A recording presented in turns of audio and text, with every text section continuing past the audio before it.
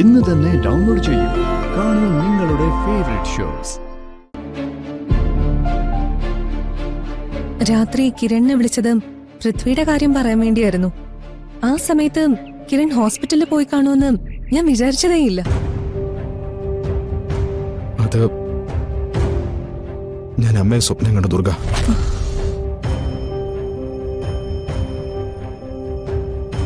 അമ്മ എന്നോട് സ്വപ്നത്തിൽ വന്ന് അച്ഛൻ്റെ അടുത്തേക്ക് പോകാൻ പറഞ്ഞു. സത്യോടോ? ഞാൻ പറയുന്നത് ലോജിക്കില്ലാത്ത പൊട്ടത്തരമായിട്ടേ കേൾക്കുന്നവർക്ക് തോന്നും. പക്ഷെ അമ്മ വന്ന് എന്നോടൊരു കാര്യം അത് സ്വപ്നത്തിലായ പോലും ചെയ്യാൻ പറഞ്ഞ ഞാനത് ചെയ്തു പോവും. അതുകൊണ്ടാ അപ്പൊ തന്നെ ഹോസ്പിറ്റലിലേക്ക് പോയത്. അതൊരു നല്ല കാര്യമായിരുന്നു കിരൺ. ഇന്നലെ കിരൺ ഹോസ്പിറ്റലിൽ തന്നെ നിൽക്കണമെന്ന് ഞാനും ആഗ്രഹിച്ചതാ. പക്ഷെ മറ്റുള്ളവരോട് എന്ത് പറയുമെന്ന് കരുതിയിട്ടാ അതിനെക്കുറിച്ച് സംസാരിക്കാതിരുന്നത്. ഇന്നലെ ഞാൻ അവിടെ ചെല്ലുമ്പോൾ പൃഥ്വി അവിടെ കണ്ടില്ല. നേഴ്സ് വന്ന് എന്നെ അകത്തേക്ക് വിളിച്ചു.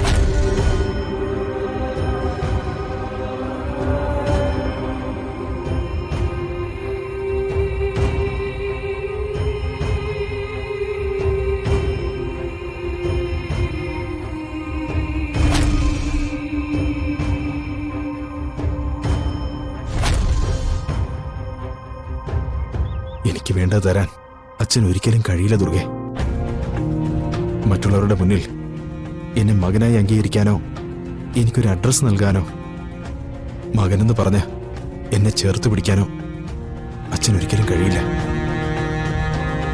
ഇനി അതിന്റെ പേരിൽ അച്ഛനെ വേദനിപ്പിക്കാനും എനിക്ക് കഴിയില്ല.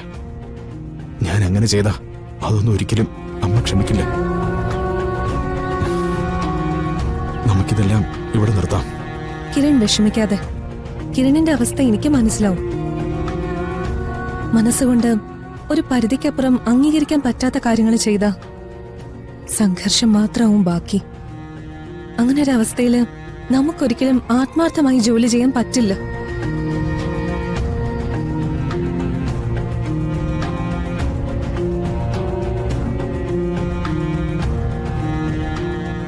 കിരൺ ടെൻഷനാവണ്ട. ഇനി ഇക്കാര്യത്തില് കിരണിനെ ഞാൻ നിർബന്ധിക്കില്ല.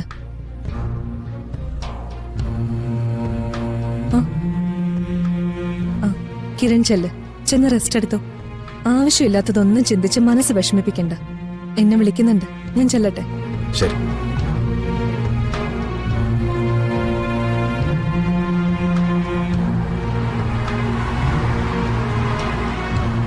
ദുർഗേ.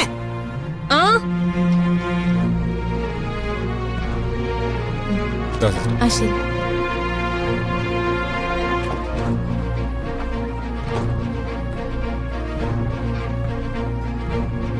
പൃഥ്വി. ആ ചേച്ചി ഇത്ര നേരത്തെ വന്നോ? നീ ഇനി വീട്ടിലേക്ക് പൊക്കോ, ഞാൻ നിന്നോളാം.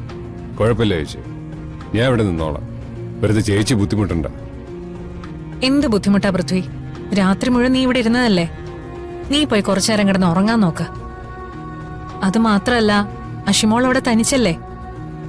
അവൾ എന്റെ കൂടെ വരാൻ തുടങ്ങിയതാ. വേണ്ടാന്ന് ഞാനാ പറഞ്ഞു.